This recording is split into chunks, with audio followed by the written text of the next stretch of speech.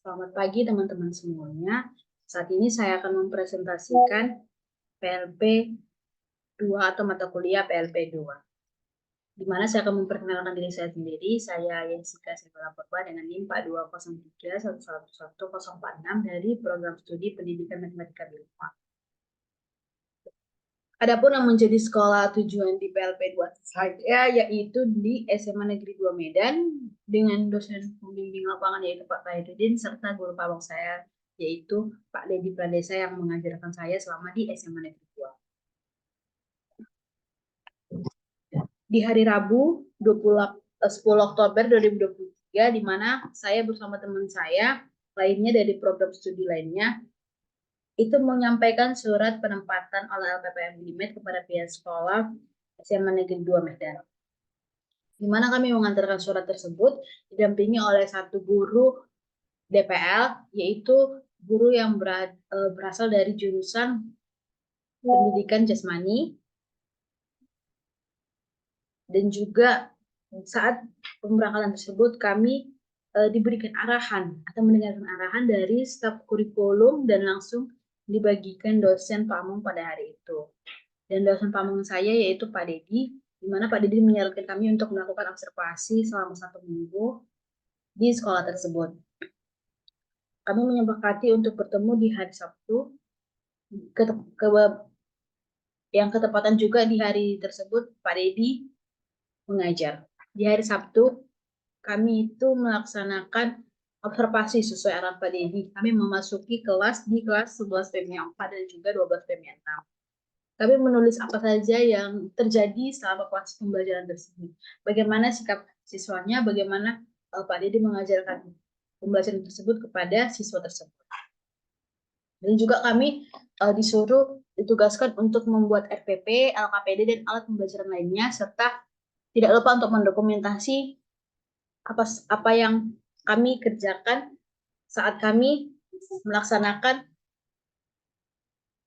atau menjadi guru di kelas yang akan ditetapkan tersebut. Setelah kami membuat RPP, LKPD, dan alat pembelajaran lainnya, kami disuruh memilih untuk masuk di kelas 12. Kenapa di kelas 12? Karena mungkin di kelas 12 itu siswanya lebih teratur dibandingkan kelas 11, dan juga karena materi yang diajarkan itu adalah materi statistika. Saya mengajarkan di kelas 12 PMI 6, di mana di situ terdiri dari 36 siswa. Selama pembuatan RPP, saya juga harus menganalisis bagaimana alokasi waktunya itu agar efektif digunakan saat proses pembelajaran berlangsung. Dikarenakan materi selanjutnya itu adalah statistika, yaitu ukuran penyebaran data, jadi kami membuat RPP itu terkait tentang ukuran penyebaran data, di mana ada simpangan rata-rata, simpangan baku, dan juga varians. Tapi kata Pak Dedi, kalau misalnya kita mengerjakan 3 submateri itu di dalam satu pertemuan, itu waktunya bakal tidak cukup, atau bisa juga kita bilang pembelajaran itu kurang efektif gitu, karena siswa itu tidak memahami konsepnya itu secara lebih detail. Hingga kami menyepakati untuk materi yang akan kami ajarkan selama 3 pertemuan, yaitu simpangan rata-rata. Di mana pertemuan satu itu simpangan rata-rata data tunggal, pertemuan kedua simpangan rata-rata data kelompok, dan yang pertemuan ketiga yaitu evaluasi.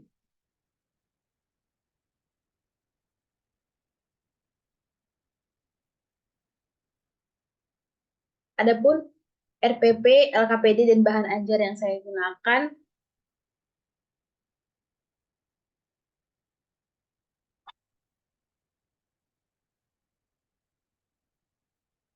yaitu sebagai berikut. RPP, rencana pelaksanaan pembelajaran atau RPP, saya menggunakan modal problem based learning, di mana alokasi waktunya itu 2 kali 2 jam pembelajaran dengan materi pokok yaitu adalah simpangan rata-rata. Di sini saya membuat ada kompetensi inti, kompetensi dasar, indikator pencapaian kompetensi, tujuan pembelajaran, serta materi pembelajaran. Nah, kegiatan pembelajaran yang saya pergunakan yaitu di pertemuan 1 yaitu 2 kali 45 menit, di mana kegiatan pendahuluan itu 20 menit, kegiatan inti itu 60 menit, dan kegiatan penutup yaitu 15 menit. Nah, di hari Senin 23 Oktober 2026 atau bisa kita sebut dengan pertemuan ke-6 kami, di situ saya langsung praktik mengajar di kelas 12 PMI 6. Nah, di situ saya didampingi oleh guru kamu saya sendiri yaitu Pak Dedi dan juga teman saya Rina untuk sebagai videografer. Saat pendahuluan itu saya mengecek kesiapan peserta didik, di mana saya mengecek kehadiran karena saya melihat bahwa ada bangku kosong. Saya bertanya kepada murid yang ada di situ, di mana siswa yang tidak ada di kelas gitu, atau siapa siswa yang duduk di bangku kosong tersebut. Selain itu, saya juga menyampaikan kepada siswanya untuk menyimpan semua alat-alat yang tidak berkaitan dengan materi ajar yaitu tentang matematika wajib. Lalu saya menyampaikan judul materi yang akan dibahas yaitu ukuran penyebaran data terkait tentang simpangan rata-rata tunggal. Dan juga tujuan pembelajarannya yang harus dicapai setelah pembelajaran hari ini serta memberikan motivasi belajar siswa atau bisa kita sebut dengan aspirasi. Lalu saya mengingatkan siswa tersebut terkait materi prasyarat, di mana sebelum kita masuk ke simpangan rata-rata, kita harus mengetahui 2 materi prasyarat. Yang pertama itu adalah rata-rata hitung, cara menghitung mean, dan yang kedua itu adalah cara atau bisa kita sebut dengan nilai mutlak. Oke, lalu kita masuk ke kegiatan inti, di mana saya menampilkan 2 contoh soal terkait tentang mencari nilai hitung. Nah, di mana nilai hitungnya ini kan adalah sama. Jadi, saya menyuruh siswanya tersebut untuk membandingkan apa yang berbeda dari kedua nilai hitung tersebut. Membedakan kedua data tersebut. Dan siswanya tersebut, saya minta untuk memberikan pendapat terkait apa yang diamati dari kedua data tersebut. Lalu saya membimbing siswa tersebut bahwa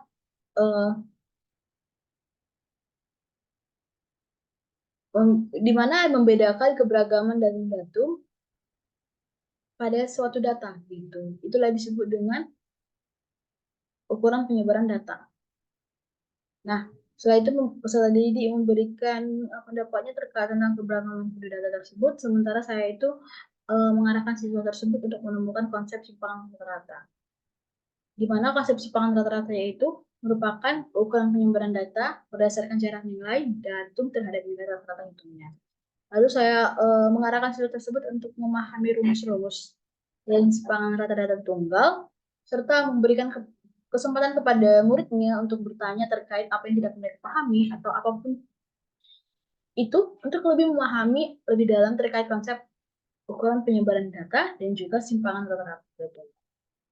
Setelah mereka sudah paham, saya menanyakan lagi kepahaman mereka. Ketika mereka sudah paham terkait tentang simpangan rata-rata data tunggal, lalu saya membagikan kelompok untuk memberikan LKPD. Saya membagikan LKPD kepada setiap kelompok, lalu saya itu memperhatikan masalah yang ada pada LKPD dan mengarahkan peserta didik untuk menyelesaikan masalah tersebut. Di sini saya sebagai fasilitator peserta didik sekaligus melakukan observasi terkait dengan sikap peserta didik selama proses diskusi berlangsung. Nah, setelah selesai diskusi atau waktunya sudah cukup ya sekitar 30 menit, saya langsung memberikan kesempatan kepada peserta didik untuk menyimpulkan apa yang mereka dapatkan ketika mereka melaksanakan atau mengerjakan LKPD tersebut. Setelah selesai, saya membahas pemecahan masalah di LKPD tersebut. Saya itu memberikan koreksi atau penyempurnaan hasil diskusi peserta didik dalam kelompok. Nah, untuk kegiatan penutupnya itu, saya bersama peserta didik saya itu menyimpulkan tentang konsep rumus dan interpretasi nilai simpangan rata-rata dan tunggal. Selain itu juga, saya memberikan peserta didik tersebut soal latihan untuk meningkatkan kemampuan pemahaman mereka terhadap simpangan rata-rata dan juga saya memberitahukan kepada mereka terkait materi selanjutnya yang akan mereka pelajari di hari berikutnya atau di pertemuan selanjutnya.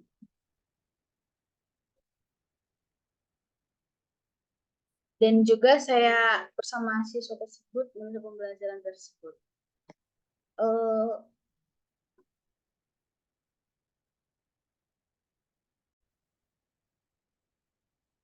Adapun refleksi yang saya lakukan saat pertemuan yang pertama, di mana hal pertama yaitu mengapa saya memilih metode tersebut sebagai inovasi pembelajaran di kelas.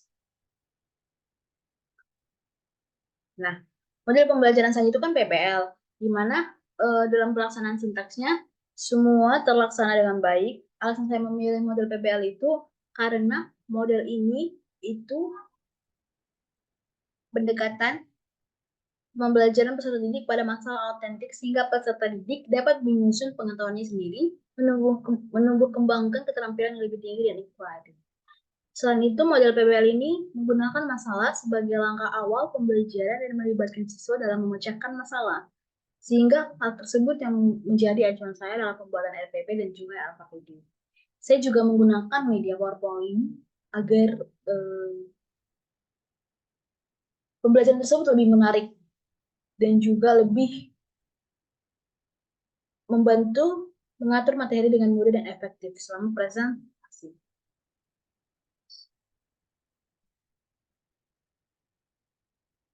Manfaat dari inovasi pembelajaran, di mana dalam pembelajaran PPL, saya mendapatkan manfaat secara langsung, yang mana pengajar diberikan waktu dalam memberikan inspirasi dan juga konsep terkait hal yang akan dipelajari. Selain itu, guru serta peserta didik dapat berinteraksi secara langsung dalam sesi tanya-jawab. Peserta didik bertanya dan juga memberikan jawaban atas masalah yang diberikan. Model PPL ini juga melatih keterampilan siswa dalam memanfaatkan media pembelajaran berbasis masalah. Tantangan yang saya hadapi selama pembelajaran. Nah, ketika proses pembelajaran berlangsung, tantangan yang saya dapatkan di awal adalah saya belum menanyakan kepada semua murid berapa persen kesiapan mereka untuk belajar, sehingga saya menemukan siswa itu masih ada bermain handphone dan juga berbicara dengan temannya. Selain itu, ada beberapa peserta didik yang belum berani bertanya mengenai materi yang diajarkan, sehingga peserta didik tersebut kurang memahami konsep terkait simpangan rata-rata tersebut. Selain itu, durasi waktu melebihi RPP, sehingga dalam pelaksanaan LKPD-nya itu belum maksimal. Dan juga ketika pelaksanaan LKPD masih ada peserta didik yang kurang memperhatikan kelompoknya, gitu. Dimana hal tersebut mengakibatkan presentasi kelompok tersebut kurang berjalan maksimal. Dan juga saya kurang menguatkan volume di menguatkan volume saat pembelajaran, sehingga bacaan belakang itu kurang maksimal dalam menerima pembelajaran. Nah, solusi yang saya berikan untuk pertemuan selanjutnya itu adalah saya akan bertanya terkait apakah murid itu sudah siap untuk belajar atau tidak. Selain itu, saya juga akan memberikan ketegasan yang mana tidak boleh adanya alat pembelajaran lain selain matematika wajib di atas mejanya. Dan juga dalam hal alokasi waktu, saya akan membuat alokasi waktu itu lebih efisien agar tidak mengganggu setiap sintaks yang telah dirancang. Selain itu, mempersiapkan peserta didik agar lebih berani untuk bertanya jika ada yang tidak dimengerti. Nah, rencana tindak lanjut saya awalnya kan saya buatnya itu LKPD. Di pertemuan selanjutnya itu saya membuat tugas latihan mandiri, di mana agar saya lebih memahami apakah siswa tersebut sudah paham atau tidak. Karena kan LKPD itu berkelompok, jadi nilainya itu berkelompok dan juga susah menganalisis siswa tersebut. Nah, selain itu, saya juga akan mengatur waktu dalam penggunaan RPP agar ketika pengerjaan atau ketika sintaks berikutnya itu berlanjut, itu tidak mengganggu sintaks yang berikutnya. Kalau misalnya ada waktu yang lebih banyak digunakan di poin pembelajaran yang ini gitu.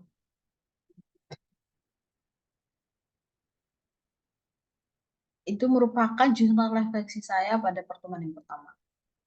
Dan pada pertemuan yang kedua, sama halnya ketika saya melaksanakan pembelajaran di pertemuan satu,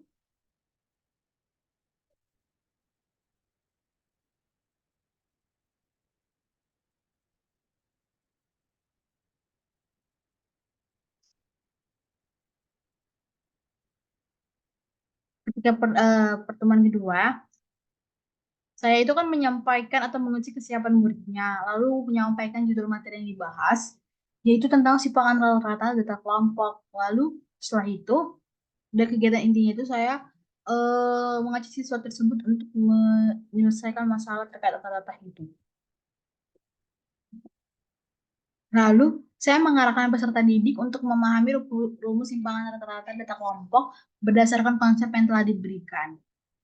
Yakni bahwa simpangan rata-rata data kelompok itu adalah nilai rata-rata dari selisih mutlak nilai semua data terhadap nilai rata-rata hidupnya yang dapat dicari dengan menjumlahkan selisih mutlak nilai tengah dikali frekuensi tiap kelas atau interval terhadap rata-ratanya. Nah, setelah siswanya itu memahami konsepnya itu, saya memberikan dua contoh untuk pengerjaan simpangan rata-rata data tunggal. Lalu saya bertanya kepada siswanya apakah mereka sudah mengerti. Dan juga setelah memastikan siswanya paham, saya itu memberikan mereka soal latihan dan juga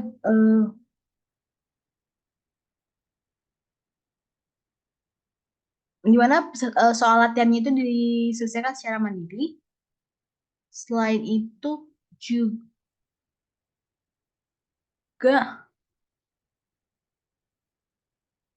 saya sebagai fasilitator melakukan observasi terhadap penilaian mereka saat melaksanakan atau mengerjakan soal latihan secara mandiri.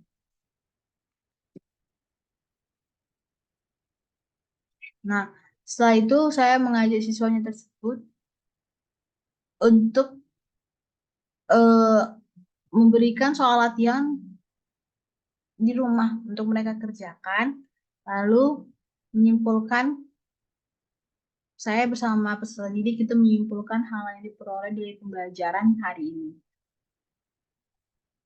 Nah, ketika di pertemuan kedua ini itu bedanya kan kalau pertemuan pertama itu pakai LKPD, kalau pertemuan kedua itu soal latihan mandiri. Nah, di pertemuan pertama itu kan di LKPD saya ada simpangan rata-rata data tunggal frekuensi. Sehingga ketika saya menyampaikan ada sedikit perbedaan di simpangan rata-rata data tunggal berfrekuensi dengan simpangan rata-rata data tunggal berkelompok.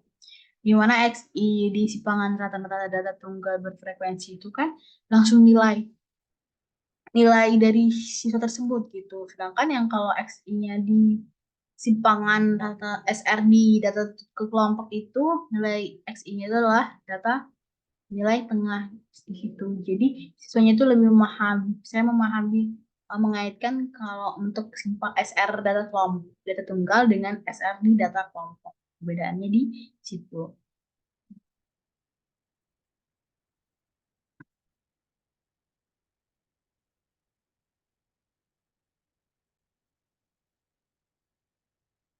Nah, adapun juga refleksi saya pada pertemuan yang kedua. Oh,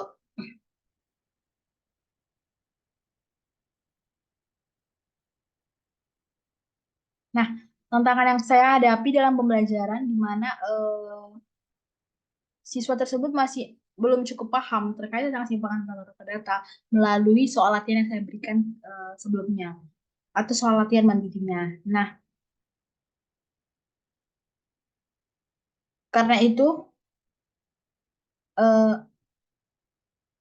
saya membuat saya memberikan soal latihan atau soal di rumah untuk dikerjakan mereka agar nanti ketika pertemuan selanjutnya itu atau bisa kita sebut dengan evaluasi mereka lebih gampang atau lebih bisa mengerjakan soal evaluasi tersebut gitu.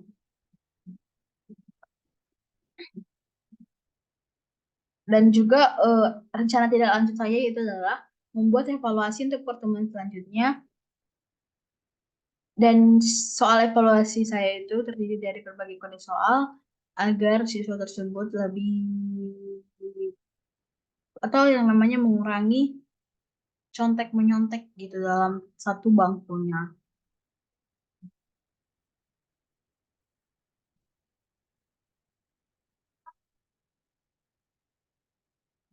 Demikianlah jurnal refleksi pertemuan kedua saya.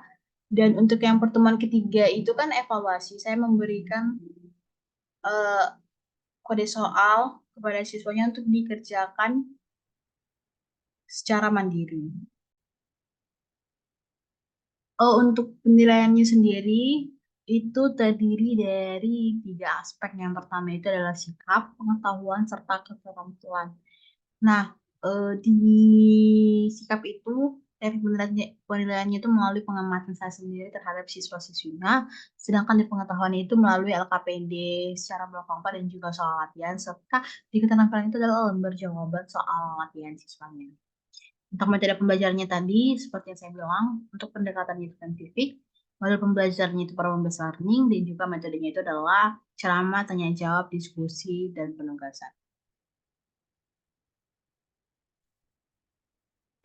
Ini adalah lembar penilaian saya ketika pertemuan berlangsung.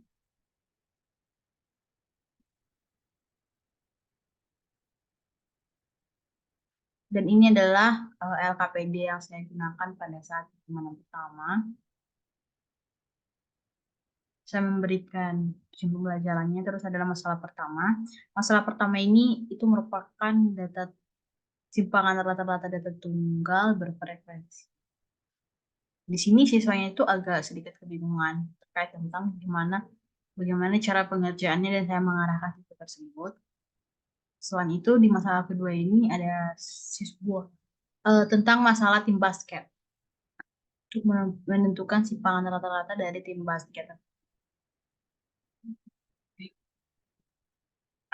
Dan ini adalah pedoman tugas yang saya berikan, ada tugas di rumah untuk dikerjakan oleh siswa tersebut.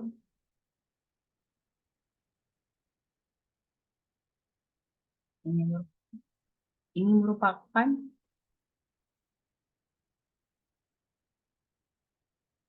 untuk skor yang kedua.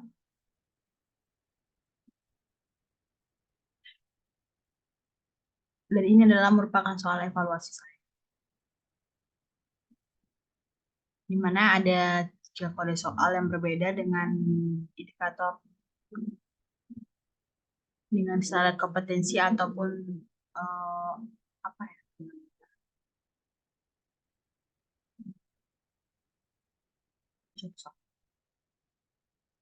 di mana latihan soalnya itu tingkatannya sama tapi angkanya saja yang berbeda.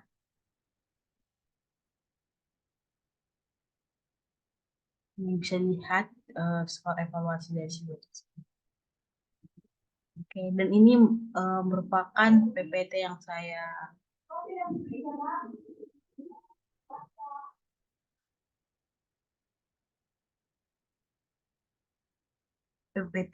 gunakan selama saya mengajar. Seperti ini. Ada materi ajarnya, terus tujuan pembelajarannya, terus alasan kita mempelajari materi tersebut, aspirasi, terus kita mengingatkan kembali tentang atau materi prasyarat, lalu ukuran penyebaran data, simpangan rata-rata, rumusnya, lalu interpretasinya, terus contoh soalnya. Contoh soalnya itu saya gunakan melalui contoh soal UNBK, lalu diskusi kelompok, presentasi LKPD, latihan mandiri, terus ada soal latihan yang dikerjakan di rumah, dan juga materi selanjutnya yang terkait tentang simpangan data kelompok, itu juga yang sama halnya ketika ukuran ini untuk ukuran penyebaran data simpangan rata-rata data tunggal, dan PPT untuk simpangan rata-rata data kelompok itu juga sama seperti ini bentukannya.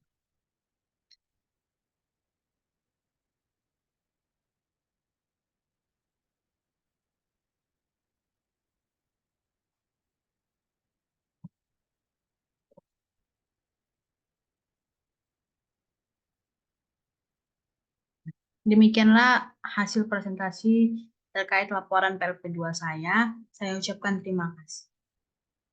Selamat pagi.